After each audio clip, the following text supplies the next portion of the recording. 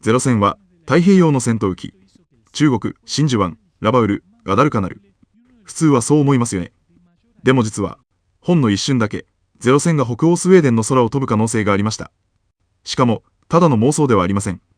スウェーデンの航空博物関係サイトにも、日本の航空武官を通じて、三菱 A6M0 の派生型購入、あるいはライセンス生産の話が出たらしいと記されています。第二次世界大戦初期、スウェーデンは中立国でした。しかし、中立だから安全、とは限りません。周囲はドイツ、ソ連、北欧戦線。いつ巻き込まれてもおかしくない。ところが、当時のスウェーデン空軍は近代戦闘機が足りませんでした。戦艦機のスウェーデンは爆撃機重視で、戦闘機整備が遅れていました。そこでスウェーデンは最初、アメリカから戦闘機を買おうとします。セバスキー EP106、スウェーデン名、J9、さらにバルティ P66、ヴァンガード、スウェーデン名、J10 も購入。しかし、ここで問題発生。アメリカの武器輸出規制です。注文した機体は、全部は届かない。バルティ P66 に至っては、144機を注文していたのに、スウェーデンへは1機も届きませんでした。困ったスウェーデンは、世界中を探します。ソ連にも問い合わせた。フィンランドの戦闘機も検討した。イタリア機も買った。そして、最も奇妙で、最もロマンのある候補。それが、三菱 A6M、ゼロ戦。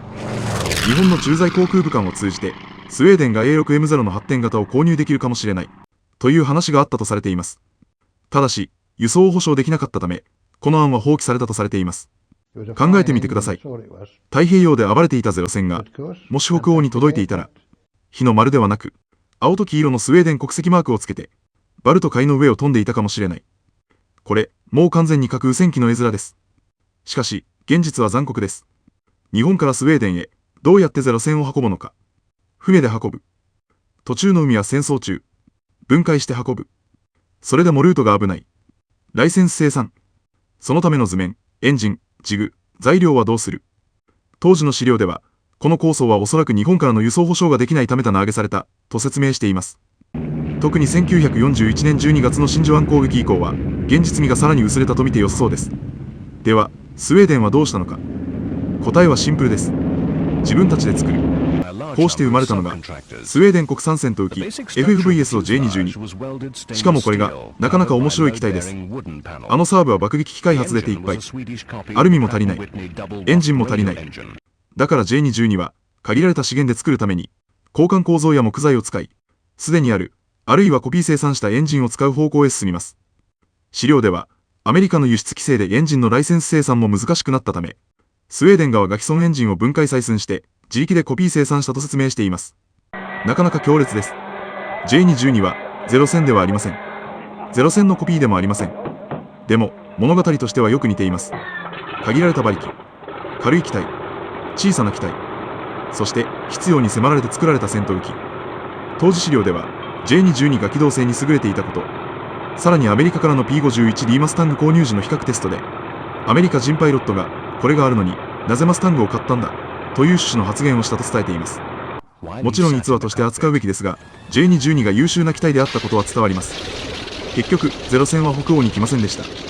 けれどその一瞬の検討はスウェーデンがどれほど戦闘機に困っていたかを物語っています。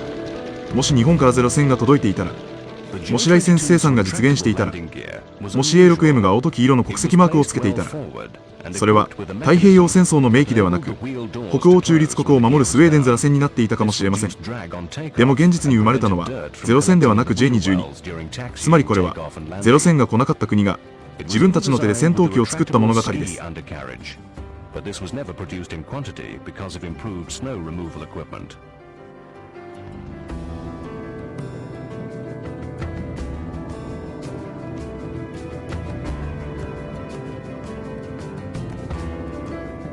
The performance of the J-22 compared favorably with fighters of